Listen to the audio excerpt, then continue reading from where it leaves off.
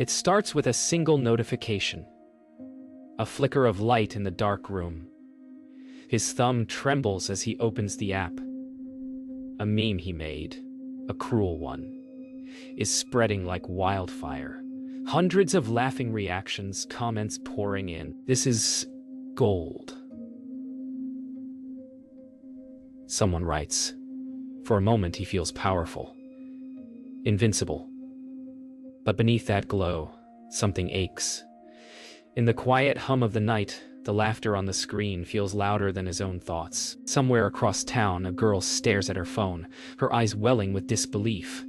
She's the joke. The world is laughing at her, and he's the reason. Yet all he feels is emptiness wrapped in dopamine. How loud can silence feel when the whole world is laughing at you? The morning light feels harsh. At school, whispers follow Alex through the hallways. He scrolls his feed again, his meme still trending. Every laugh gives him a strange comfort, but deep down, he feels smaller. His heart races when he sees Maya in the hallway, her face pale, her steps heavy. Their eyes meet for a split second, and in that silence, guilt flickers. But before he can look away, she turns and walks off, her shoulders trembling. The laughter on his phone suddenly sounds crueler than ever. At lunch, Alex sits with Jordan, trying to act normal. Jordan laughs nervously, but his words cut deeper. You really went too far this time. Alex pretends to shrug it off. The cafeteria noise fills the gaps between them. Plates clatter. Laughter echoes. But Alex's eyes drift toward Maya, alone in a corner table, pushing her food without eating. Her phone lies face down. For the first time, the victory feels like defeat. That night, Alex lies awake. He scrolls through old photos, ones before the meme page, before the loneliness. Messages keep flooding in, but he doesn't smile anymore. The laughter has become noise. He switches off his phone, staring into the ceiling, hearing his own heartbeat echoing in the quiet. He whispers to himself, "Why doesn't it feel good anymore?" Morning again. Outside, the sky is gray. Alex walks to school, hood up, earbuds in, pretending not to notice the stares. Behind every whisper, he hears laughter. His own kind of punishment. The same sound he once enjoyed now haunts him. As he steps through the school gate, his phone buzzes. Another meme. This time, it's about him. The meme page explodes in popularity. Every post Alex uploads gets hundreds of likes within minutes. At first, it feels thrilling. That rush of being seen, of finally mattering. He starts skipping meals, classes, even sleep, just to post more. Jordan starts worrying, asking him to slow down.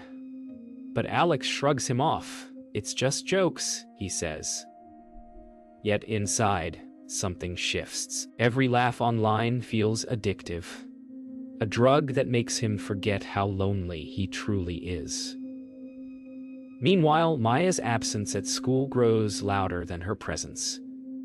The seat where she once sat in art class remains empty. And though Alex tells himself it's not his fault, the silence says otherwise. At school, the page becomes a secret currency.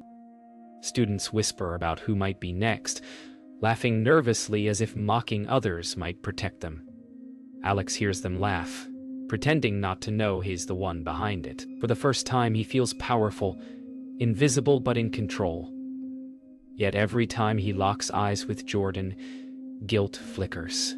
He sees Maya's face in passing thoughts, her silence haunting him. The world has started to treat cruelty as entertainment, and he's become its ringmaster. Maya returns to school after days of hiding. She walks through the halls like a ghost no one dares to speak to. Her friends avoid eye contact, afraid of becoming the next meme. In art class, her hands tremble as she tries to draw. Every whisper feels like laughter.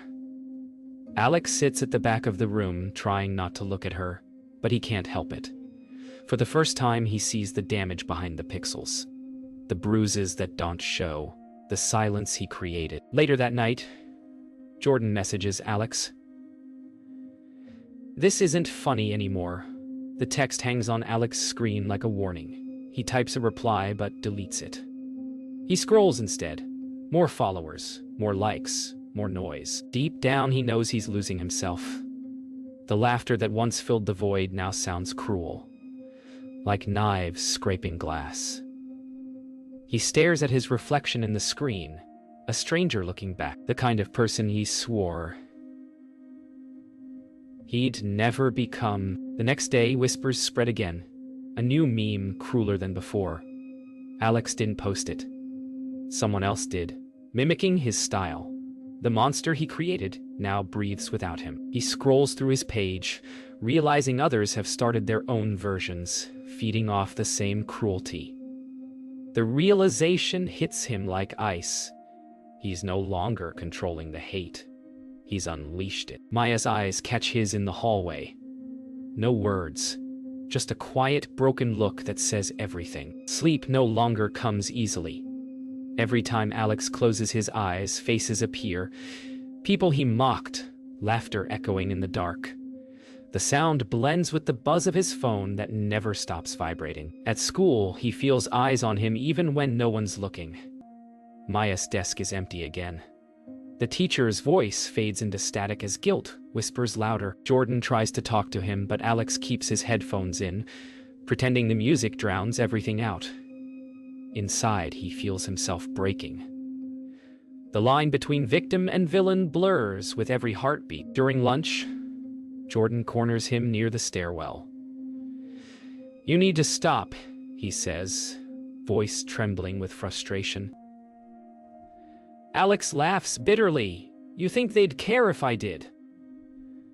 Jordan's face hardens. "You're starting to sound like them." The words hit deeper than Alex admits. As Jordan walks away, the world tilts. The hallway noise fades to a dull roar.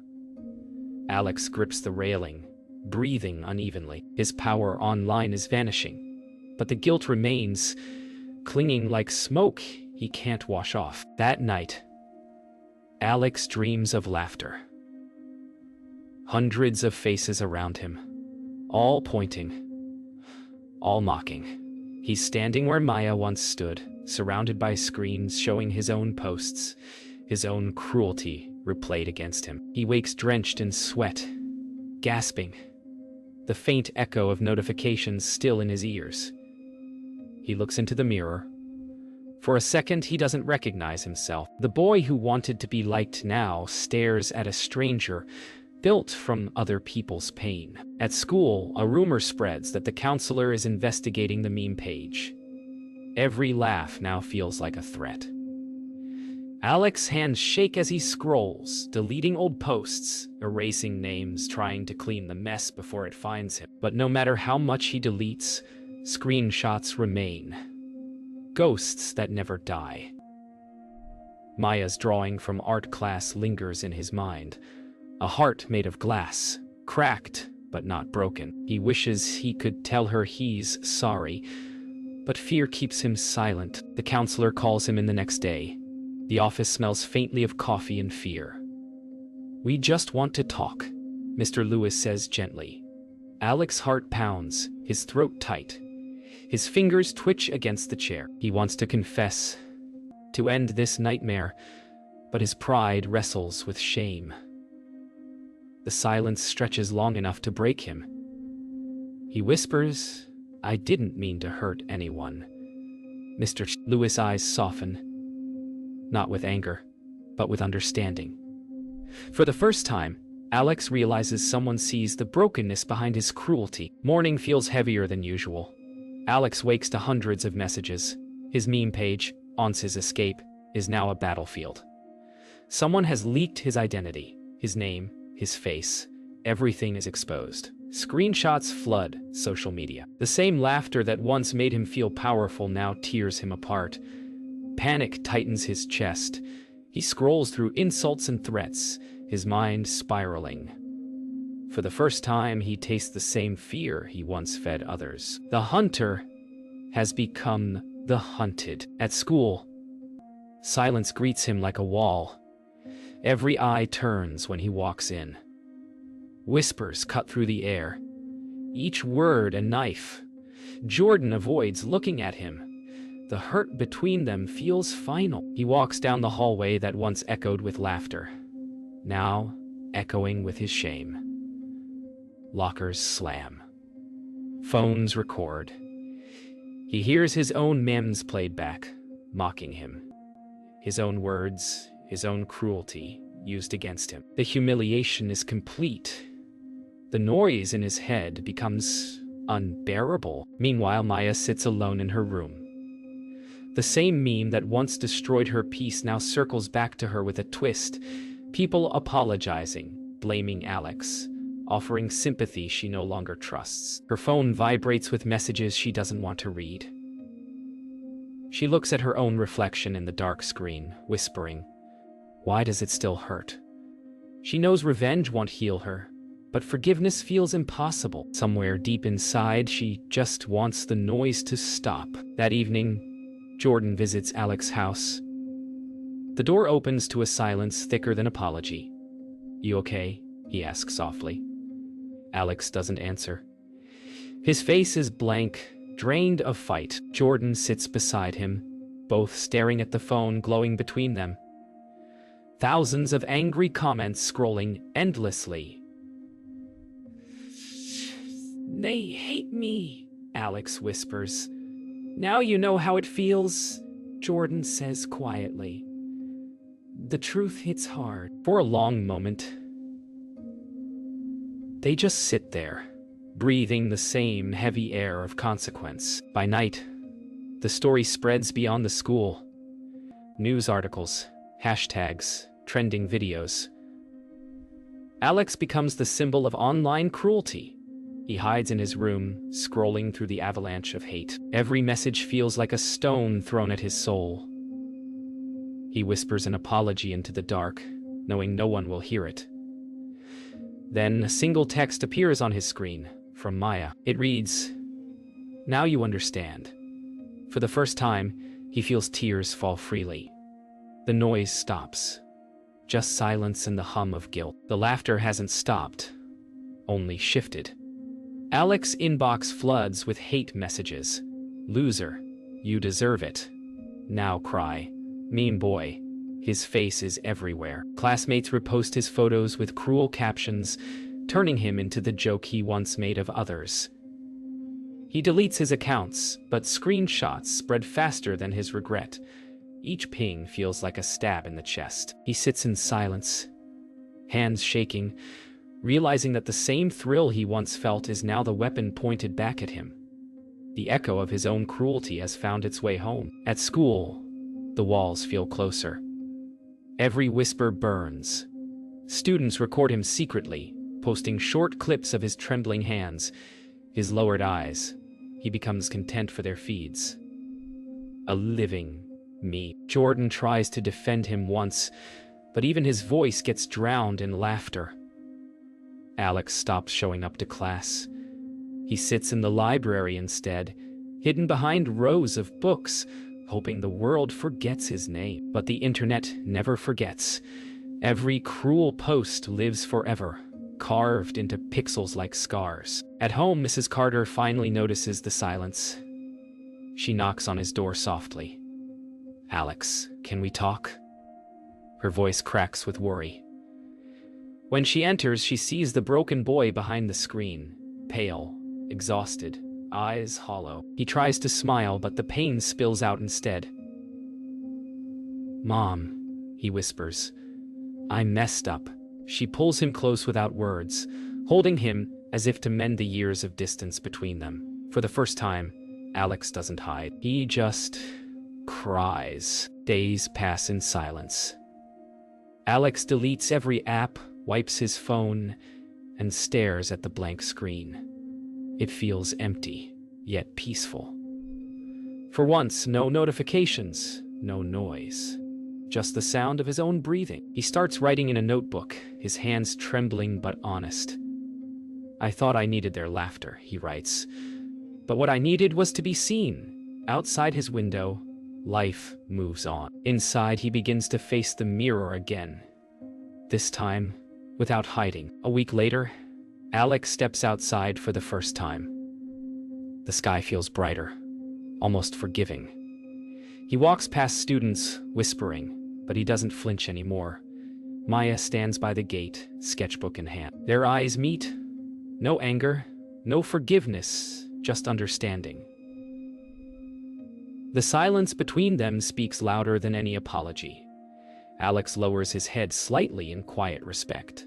She gives a faint nod, then walks away. For the first time, he feels something new, the weight of change. He isn't forgiven yet, but he's finally learning what it means to be human again. Weeks have passed. The noise of the internet has faded, replaced by long silences and quiet mornings. Alex now walks slower, breathes deeper, but the guilt still lingers. A shadow that doesn't leave easily. At the counselor's office, he sits quietly, waiting for his turn. His reflection in the glass door looks older somehow, not in years, but in the weight of what he's done. When his name is called, he steps in, ready not to defend himself, but to understand himself. Mr. Lewis speaks gently. "Why do you think you did it?" Alex hesitates. "Because I wanted to feel something," he says, voice breaking. "If every like felt like proof that I mattered." "Mr. Lewis nods, not in judgment but understanding. Hurt people, he says softly. "You were trying to escape your own silence." Alex lowers his head. For the first time, he doesn't cry, he just breathes. The truth doesn't heal instantly, but it opens the first door toward forgiveness. At home, Alex begins writing letters he'll never send. One to Maya, one to himself. He writes about loneliness, about wanting to be seen, about the nights he felt invisible. The words flow like tears he no longer has to hide. Each line feels lighter than the last. His mother knocks softly, offering tea. They sit together, saying nothing. The silence is no longer empty, it's healing. In therapy, Alex starts talking about his father. The empty chair at every birthday, the unspoken pain of being left behind. He realizes how years of silence built a hunger for attention that never felt full. The counselor listens, guiding him through memories he's buried deep. For the first time, Alex doesn't hide behind jokes or sarcasm. He faces the loneliness head-on. Healing doesn't come with applause. It comes with honesty. One evening, Alex visits the old park where he and Jordan used to hang out. The air is cool, the sky painted in shades of violet and gray. He sees Jordan sitting on the swings, scrolling his phone. Their eyes meet. No anger this time, just quiet recognition. "Still trying to fix it?" Jordan asks. Alex nods. One day at a time. They both sit in silence as the swing creaks softly. Forgiveness doesn't erase the past, but it allows them to breathe again. The first day back at school feels different. Alex walks through the gates not to hide, but to face what he's done. Posters hang on the walls. Digital Awareness Week. Mr. Lewis invited him to speak, to tell his side. His stomach churns with fear, but deep down he knows it's time. As he walks through the hallways, some students whisper, some stare, but others nod. Small gestures that say, "We see you trying." He's no longer the faceless page behind cruelty. He's just a boy who finally stopped running from the mirror. The auditorium is silent, hundreds of eyes fixed on him. Alex's heart pounds in his chest. He unfolds the paper but doesn't read. Instead, he looks up. "My name is Alex Carter." He begins softly. "And I was a cyberbully." The words hang heavy in the air. He talks about the loneliness that drove him, the laughter that blinded him, and the silence that broke him. He tells them about Maya, not as a victim, but as a person he failed to see. The crowd listens. No interruptions, No laughter. Just stillness. In the audience, Maya listens quietly. She doesn't smile, but her expression softens. When Alex says her name, her fingers tighten around her sketchbook. He looks directly at her. No excuses, no justifications, only truth. "You didn't deserve any of it," he says. The silence that follows feels sacred.